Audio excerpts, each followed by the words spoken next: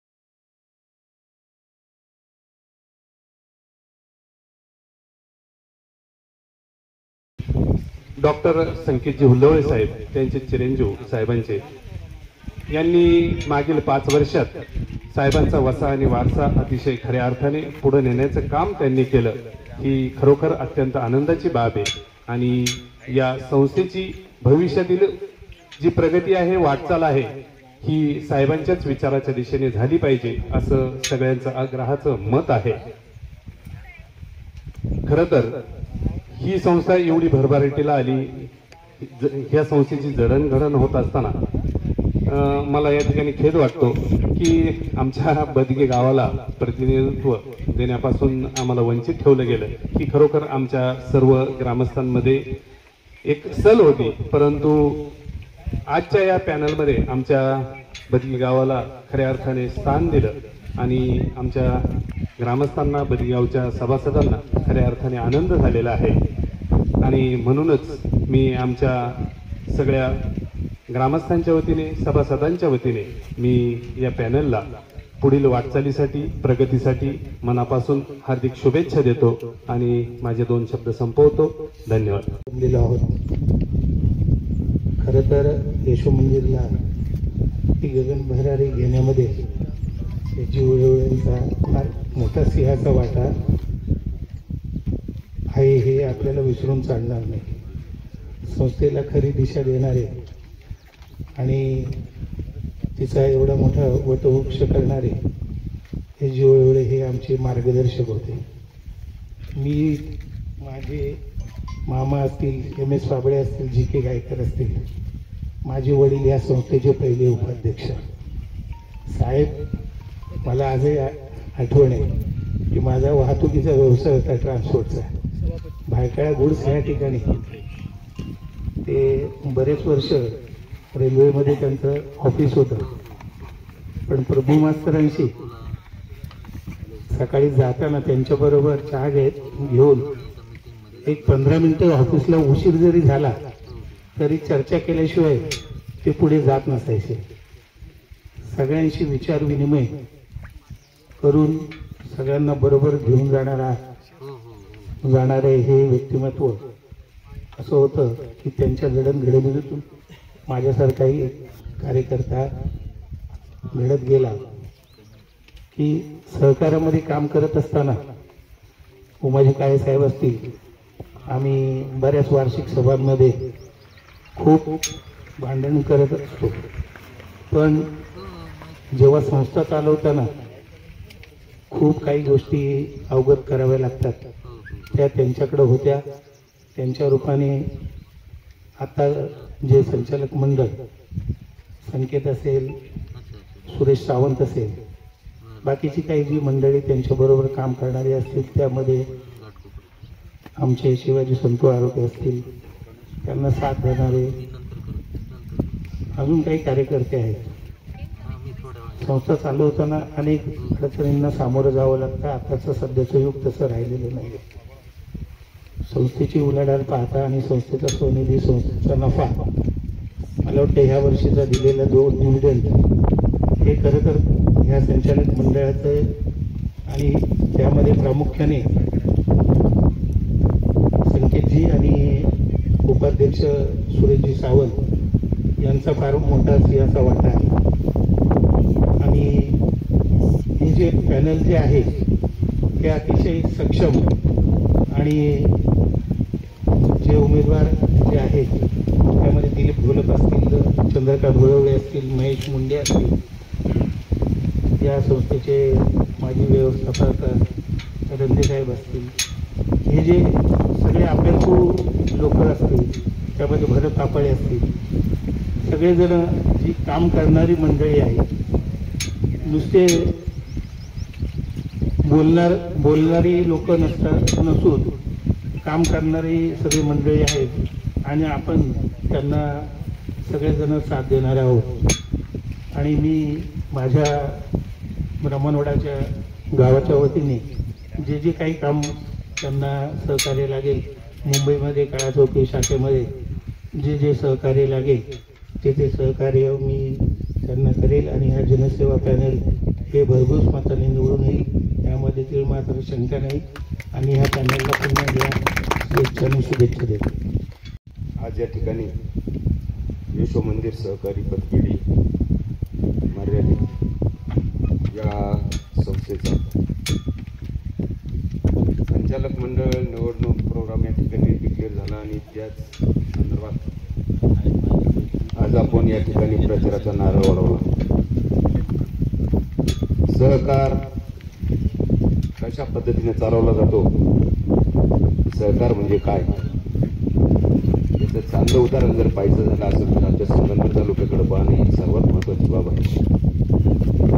सहकार बऱ्याच ठिकाणी उभे राहतात, त्याच्यानंतर 4-6 वर्षामध्ये पुन्हा उजून त्यांना कुलूप लागतं. अशा पद्धतीचे सहकार म्हणजे आज फक्त पोळी भाजणे, त्या ठिकाणी एक राजकीय अड्डा बनवणे अशी बऱ्याच ठिकाणी परिस्थिती निर्माण झालेली आहे. परंतु त्याला एक आपातत्मक परिस्थिती म्हणून यशोमंदिर सारखं एक रोपटं आपल्या पठार भागातील कष्टकरी कामगार यांनी त्या ठिकाणी फंडाच्या रूपातून उभं केलं आणि आज ते वटवृक्षासारखं चांगल्या पद्धतीनं फोफावत आहे. परंतु ज्यावेळेस वटवृक्षाच्या झाडाखाली बसत असताना त्याच्या पारुंब्या, त्या गार हवा असतानाही त्याच्या पारुंब्यांचा झटका निश्चित बसत असतो आणि त्याच पद्धतीचा त्या पारुंब्यांचा झटका आज या ठिकाणी स्वर्गीय याची हुरळे साहेब यांचे वारस, त्यानंतर त्यामध्ये केलेले काम केलेले अधिक संचालक असतील त्यांनाच बसलेला असेल असंच मला वाटतंय. काय एक परिस्थिती अशी आहे, संगमनेर तालुक्यामधून आम्ही आता आमचा रामदास पांडुरंग फड म्हणून उमेदवार दिला, परंतु विरोधकांची अशी नियत आहे. काल डॉक्टर साहेब रात्री सुद्धा त्याला पुन्हा फोन आला, परवा पण आला की पैशावरती पुन्हा माघार घेणे, उमेदवारी मागे घेणे ही निकृष्ट पद्धत तुमची जर असेल तर तुमची नैतिकता काय आहे, तुम्ही कुठपर्यंत तिथे जातात हे पण पाहिलं पाहिजे. जर तुम्ही उमेदवारांवरती दडपण आणायचे कामं करत असाल, परंतु असे काही उमेदवार असतात की ते जातीवंत असतात, ज्या ठिकाणी गेले त्याच ठिकाणी थांबलेले असतात. परंतु आज जो सगळीकडे काही जो गदारांचा बाजार चालू आहे, त्या गदारांच्या बाजारामध्येच कोणीतरी उभं राहतंय आणि त्याचाही परिणाम होतोय. आणि मी विशेषतः खरंच साहेबाला एक विनंती करेन की आपला जो प्रतिस्पर्धी जो उमेदवार आहे त्याच्या बाबतीमध्ये तुम्ही थोडंसं जसं चाणक्य बुद्धीनं बघा का उमेदवार देताना कशा पद्धतीचे उमेदवार असतील, काय असतील, ही तुमची वैयक्तिक जबाबदारी आहे, त्या हिशोबाने पाहिलं पाहिजे. आणि आता इथं बऱ्याच माझ्या अगोदरी मी काय एवढा जाणकार नाही त्याच्यामध्ये, पण तरी प्रत्येक जण इथं म्हणतो तर बिनविरोध झाला असतं तर खूप चांगलं झालं असतं. एक ह्या यशो मंदिरचे सर्वसाधारण मतदार 65 ते 66 हजार मतदार आहेत आणि जो कोणी सर्वसामान्य सभासद असेल, मतदार असेल, त्याच्या डोक्यावरती ह्या मतदानामुळं हे जर बिनविरोध झाला असतं तर आज 135 ते 140 रुपये प्रत्येकाच्या डोक्यावरती कर्जाचा तो बोजा पडलेला आहे. ते होणाऱ्या नफ्यातून निश्चित 140 रुपये आपले जाणार आहेत.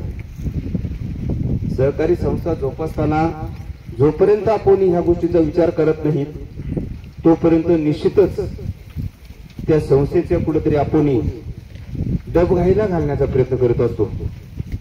आता यांनी सांगितलं की मागच्या वेळेस जो 2023चा अहवाल मी पण बघितलाय, आता 24चा बघितलाय, तर निश्चित त्या अहवालामध्ये ऑडिटमध्ये यांनी सांगितलं की ज्याला त्या अहवालामध्ये ऑडिटमध्ये त्या संस्थेच्या कामकाजाविषयी समजत असेल, अक्कल असेल, त्यानं त्याच्या डोकं घालावा. तशी वस्तुस्थिती आहे. नफ्याचं प्रमाण किती आहे, याच्या पाठीमागचं नफ्याचं प्रमाण किती होतं, या सगळ्या गोष्टींचा विचार आता इथं बसले सर्व मतदार नाही, सर्व कार्यकर्ते, सर्व जाणकार मंडळी आहेत. फक्त एकमेव मी एवढं सांगत की मला काय जास्त पठार भागाच्या बाबतीत माहिती नाही, पण तुम्ही संगमनेर तालुक्याच्या वतीने एकच शब्द या ठिकाणी देतो. आजही आज आमच्या संगमनेर तालुक्याच्या शाखेमध्ये जे 43 एकूण मतदार आहेत त्याच्यामध्ये आमचं पांढरं फडाने आम्ही आतापर्यंत 1200 मतदारांपर्यंत पोहोचलेलो आहे. हुरळे साहेब काल पण तुम्हाला सांगितलं की आम्ही कालपर्यंत आज रात्री आम्ही 12:30-1 वाजता घरी गेलो होतो, एक ठिकाणी गेलो होतो. त्याच वेळेस त्यांच्या पाहुण्यांचा त्यांना फोन आला तर तू 5 लाख रुपये घेऊन माघार घेऊ द्या. हे आम्ही सांगितलं तुला पैसे किती लागत त्याच्यापेक्षा तू माघार घे ना, आधी हे आता मी खरं साहेबांना सांगितलं की तुम्ही सुद्धा तुमच्या उमेदवाराला कशी माघार घेता येईल हे बघा. उद्या 2 दिवस तुमच्याकडे फार महत्वाचे आहेत आणि पॅनलमध्ये मी जाहीर सांगतो तुम्ही जा उद्या अपिलात जा, कसं करायचं ते करा, परंतु आपल्या पॅनलचा पहिला उमेदवार निश्चित मी सांगतो की खरा साहेब हे बिनविरोध झाल्याशिवाय राहणार नाही. ज्यावेळेस त्या परिस्थितीनुसार तुम्ही जाणकार मंडळी इथे सर्व आहेत, परंतु जे छाननीच्या वेळेस याच्या अगोदरचे जे पेपर्स पाहिजे होते त्या पद्धतीनं निश्चित तुम्ही कदाचित बिनविरोधच्या भावनेत राहिला असाल आणि त्यांनी तुम्हाला कुणीतरी बिनविरोध व्हावा या अपेक्षेवरती ठेवलं. त्याच्यामुळे त्यांनी त्यांचे 3 अर्ज ठेवले आणि आजही ते किती सक्षम आहेत हे तुम्ही चांगल्या पद्धतीने शोधा. मी खरा साहेबांना शब्द दिला आता तर निश्चित आपण उद्या परवा आहे ना त्याच्यामध्ये खरा साहेबांना कशा पद्धतीने बिनविरोध करून आपल्या पॅनलचं पारड कसं जड करायचं यासाठी आपण सर्वांनी मदत करू. आणि पुन्हा एकदा मी आमच्या संगमनेर तालुक्याच्या वतीनं मागच्या वेळेस तुमचं जे मतदान झालं 47%, तर यावेळेस 70 ते 75% मतदान करून घेऊ अशी मी अपेक्षा व्यक्त करतो. आणि पुन्हा सर्व हे नवनिर्वाचित उमेदवार आपण या ठिकाणी जनसेवा पॅनलच्या वतीनं उभे केले आहेत त्यांना शुभेच्छा देतो आणि थांबतो. यशो मंदिर पतसंस्था मर्यादित मुंबई संचालक मंडळ निवडणूक कार्यक्रम जाहीर झालेला आहे 2025 ते 2030 या पंचवार्षिक कार्यक्रमासाठी म्हणजे या 5 वर्षासाठी. मित्र मी गावचं सभासद आहे. परिस्थिती अशी आहे की आता माझ्या माहितीनुसार एक 3-4 संचालक जर सोडले याच्यात तर सर्व 9 सभासद आहेत माझ्या म्हणजे संचालक आहेत. जे आता पॅनल जाहीर झालेलं आहे, चिन्ह काही भेटलेलं नाही. पण माझ्या माहितीनुसार जो समोरचा पॅनल आहे तो पॅनल ह्या पॅनलच्या अगोदर 4 दिवस जाहीर झाला. परिस्थिती अशी आहे की निवडणूक ही बिनविरोध व्हावी ही माझ्यासारख्या सुज्ञ मतदाराची अपेक्षा होती आणि ही अपेक्षा माझ्या मते डॉक्टर संकेत असू द्या, चंद्रकांत गुल्लवळे असू द्या, त्यापेक्षाही पुढचं सांगायचं म्हणजे आता जे रिटायर्ड MD आहेत आपले शंकर गुल्लवळे किंवा आपले कार्यकर्ते आहेत ओमाजी काळे साहेब, या माणसांना सुद्धा वाटत होतं की त्यांनी आता पहिल्यांदा सांगितलं सभेत की आता या प्रचार सभेत त्यांनी जे वक्तव्य केलं की तेही आपले मित्र आहेत. पण मला वाटतं काळे साहेब आपली तिघांची जी एक मिटिंग झाली तुम्ही मी आणि शंकर गुल्लवळे की जे काही विषय होता तो काही इथं सांगत नाही, पण जी आपली ठाण्यामध्ये मिटिंग झाली आणि त्या मिटिंगमध्ये तुम्ही म्हटले की हेच मला विरोधक समजतात. म्हणजेच मला हे पटलं तुम्ही आता जे म्हणता ते तुम्ही यांना मित्रच समजले, पण जे आज बाहेर गेलेत ना या पॅनलमधून हे तुम्हाला पहिल्यापासूनच माझ्या अंदाजाने साहेबांपासूनच विरोधक समजत होते. यात कोणतंही म्हणजे असं खोटं तुम्ही बोलले नाही. पण परिस्थिती अशी आहे की एक सभासद या नात्याने जास्त बोलत नाही, पण ज्यावेळेस बोलायचं त्यावेळेस आपण निश्चित पॅनलचं चिन्ह भिन्न आलं एखाद्या सभेत निश्चित आपण बोलणार आहोत की यांचं काय आहे, हा पॅनल समोरचा कसा आहे आणि यांनी कोणाकोणावर काय काय कुरघोडे केलेले आहेत आणि जे जे काय आज चालू आहे मग ते उद्या पार कोर्ट मॅटर असू द्या, हा माझ्यासारखा सुज्ञ मतदार 100% सांगणार आहे. पण परिस्थिती मित्र अशी आहे की आपल्या सभासदांसाठी मला सांगायचं उमेदवारांपेक्षाही उमेदवार आज आहेत, उद्या दुसरे बदलतील, पण यशो मंदिर पतसंस्था ज्या माणसाने उभे केली त्या माणसाचं जर आज पाहिलं आता हे सांगतात संस्थापक पॅनल 5 चेअरमन आहोत आम्ही, संस्थापक चेअरमन आहोत, असं तसं जे काही सांगू द्या. अहो पण तुमच्या काळात आमच्या याची उद्योग ज्यावेळेस संचालक झाले साहेब ज्यावेळेला संचालक झाले त्यावेळेला यशो मंदिरची अवस्था काय होती ही विचारात घ्या. आज आम्ही त्या दिवशी सहज चहा पेत होतो, MS दादांचे भाऊ होते बबन गायकर की जे माझेही पाहुणे आहेत. परिस्थिती अशी मी त्यांना स्वतःहून म्हटलं की दादा आता दादांचं वय झालं, दादाने थोडं मागं सरकावं. हे मलाच नाही माझ्या अंदाजाने आपले जे 65-70 हजार सभासद आहे यांना सुद्धा वाटतं, त्यांच्या घरातल्यांनाही वाटतं आणि माझं एक वैयक्तिक मत असं आहे, मी स्पष्ट बोलणारा वक्ता आहे. परिस्थिती अशी आहे मित्र ज्याचं वय झालं त्यांनी थोडं थांबावं. परिस्थिती बघा ज्या वेळेला साहेब स्वतःहून सक्रिय होते, साहेबांचं सर्व व्यवस्थित, साहेबांनी कधीच संकेतला यशो मंदिरमध्ये आणलं नाही, बरोबर ना चंद्रकांत दादा? कधीच नाही. आता काळे साहेबांना माहिती आहे आमच्या नेहमी कधीच नाही. आपली मुलं आपला संसार अतिशय बाजूला ठेवून यशो मंदिरसाठी ज्या माणसाने वाहिलं, अरे तुम्ही जर सांगताय की बाबा याची उदवळे साहेबांचा फोटो लावताय तुमच्या पॅनलवर मान्य आहे, मग त्याच्या मुलाला वेगळं का ठेवलं, का नाही घेतलं, का नाही विचारात घेतलं? अरे आजही तुमचे 8 यांचे 9 यांचे 8 तुमचे 9 काहीतरी केलं असतं तर 17 झाले असते ना दादांनो, 17 झाले असते. संस्था माझ्या मते 75 लाख ते 1 कोटी एवढा खर्च आहे. काही झालं तरी अभ्यासाने सांगतो 1 कोटी रुपयाला तुम्ही संस्था बुडवून राहिले. हा पैसा कोणचा आहे? सभासदांचा जाणार आहे. कशासाठी करता? तेव्हा माझं मत असं आहे, हा काही एवढा विषय ना, आपण सर्व एकच आहोत. त्यावेळी त्यांचेही कोण ऐकायला असतील त्यावेळी मी निश्चित सांगतो. पण मतदारांनो, माझे प्रामाणिक मत आहे की श्रीकृष्णाचा एक किस्सा सांगतो आणि माझे 2 शब्द संपवणार आहे. परिस्थिती पहा, कौरव पांडव श्रीकृष्णाचे दोन्ही नातेवाईक होते, मिळूनच होते. पण श्रीकृष्णाने पांडवांचा विचार केला, पांडवांच्या बाजूने राहिले. तसं दिनेश चंद्रच्या पॅनलला तो माझा सक्का वाचा. या पॅनलला आज जे चेअरमन आहे ना, त्याने ज्याच्याकडे आपण बघतोय ते संकट उलवले, ते माझे सख्य चुलत भाचे. मग काय फरक पडला? मग माझ्यासारख्या सभासदांनी आणि सर्व सभासदांनी 65-70 हजार सभासदांनी हाच विचार केला पाहिजे की आपण फक्त श्रीकृष्णाच्या भूमिकेने याची उलवळे साहेबांच्या जनसेवा पॅनल बरोबर उभं राहिलं पाहिजे, डॉक्टर संकेत उलवळे बरोबर राहिलं पाहिजे. एवढंच मी माझं थोडक्यात मनोगत व्यक्त करून माझं भाषण संपवतो. धन्यवाद. विरोधक नाही, ते आपल्याला विरोधक समजतात, पण ते आपले मित्र आहेत आणि मित्र प्रचारात आपल्याला आपण काहीतरी खोटं सांगतोय असा प्रचार करतील, पण त्याच्यावर आपण अजिबात विश्वास ठेवायचा नाही. कालच पुण्याची आम्ही लाईव्ह सभा ऐकली. त्या सभेमध्ये ते आपण खोटं बोलतोय असं सांगितलं. तर आपण आपल्याकडे 2024चा अहवाल असेल तर अहवाल अवश्य उघडून पाहावा. तर इथून मात्र संकेतच्या अगोदरच्या चेअरमनच्या काळातला नफा बघावा, 1% सुद्धा नफा नव्हता.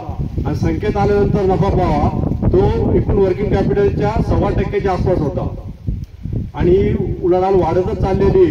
त्या चेअरमनच्या काळात 30 कोटी स्वनिधी होता आणि संकेतच्या आता 24च्या ह्याच्यात 60 कोटी, ती 100% वाढ झालेली आणि ते चुकीचं मार्गदर्शन करतात. या अफवावर कुणी विश्वास ठेवू नये आणि आपण प्रत्यक्ष कुणी ते काही बोललं तर प्रत्यक्ष अहवाल बघावा आणि अहवाल पाहिल्यानंतरच मतदान करावं. एकदम उत्कृष्ट काम चाललेलं आहे आणि आता दिलेले उमेदवार एकदम उत्कृष्ट आहेत, त्याबद्दलही काही कोणी चिंता करण्याची गरज नाही.